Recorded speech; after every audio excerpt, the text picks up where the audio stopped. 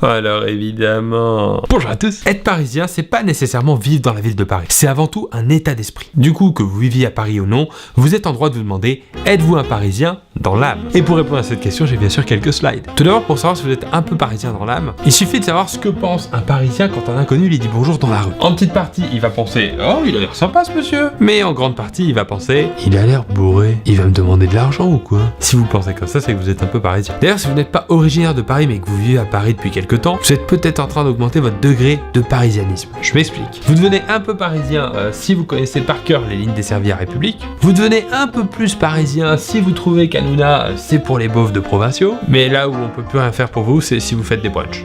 Là, vous êtes trop parisien. D'ailleurs, si vous vivez à Paris depuis quelques temps, votre sentiment d'être devenu parisien va évoluer avec le temps. Déjà, c'est très simple. Si avec le temps, vous perdez de plus en plus le sourire, vous êtes en train de devenir parisien. À l'opposé, si vous laissez pousser de plus en plus la barbe, pareil, parisien. Et enfin, si vous utilisez les mots hyper et petit dans la même phrase, là vous avez totalement oublié la province. Il était hyper sympa ce petit resto. Bon, c'est très spécifique, mais un parisien voit une boîte de nuit de province de façon assez particulière. Pour lui, c'est en petite partie un endroit où il y a des mecs qui mettent des chemises trop longues, en moyenne partie un endroit où il passe encore du Claude François, mais en grande partie c'est surtout un endroit où le whisky Coca à 10€ c'est vraiment pas cher, putain. On enchaîne avec ce que j'ai appelé le tableau du parisien.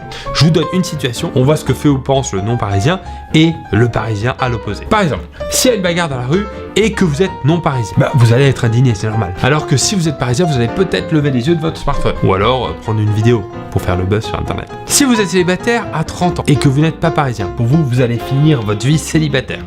C'est le drame. Alors que si vous êtes parisien, vous avez raison de profiter de la vie un peu. Autre situation, prenons un jour où il fait beau. Vous n'êtes pas parisien, mais vous êtes à Paris. Vous allez en profiter pour aller voir la Tour Eiffel, vous balader aux Tuileries ou visiter le Père-Lachaise. Alors que si vous êtes parisien, vous allez faire un apéro au canal. Vous me dites, je suis chaud. Et dernier exemple, vous payez votre loyer 450€. Si vous n'êtes pas parisien, vous trouvez ça normal pour un 50 mètres carrés. Alors que si vous êtes parisien, vous trouvez ça normal pour une chambre de bonne de 12 mètres carrés. En colocation, en plus. Voilà, cette vidéo est maintenant terminée. J'espère que ça vous a plu. Vous m'avez dit la dernière fois que c'était pas écrit très grand sur la télé, donc je suis passé de 50 points à 60 points par caractère. C'est technique. J'espère que ce concept vous plaît toujours. N'hésitez pas à le signaler à l'aide d'un pouce. Vous pouvez aussi vous abonner, vous le savez, puisqu'il y a une vidéo tous les jours, du lundi au vendredi, à 6h30. Et je profite d'avoir fait un PowerPoint aujourd'hui pour vous annoncer 2 dates exceptionnelles de mon spectacle à Paris, les 21 et 22 avril. C'est un PowerPoint exclusif, il n'y a pas de vanne que vous avez déjà vu sur cette chaîne. Et on pourra prendre des selfies après si vous voulez. Voilà, ça vous va? Si vous voulez réserver, je vous mets le lien dans la description de cette vidéo. Et bien sûr, vous le savez, pour tout ce que vous faites, je vous dis merci.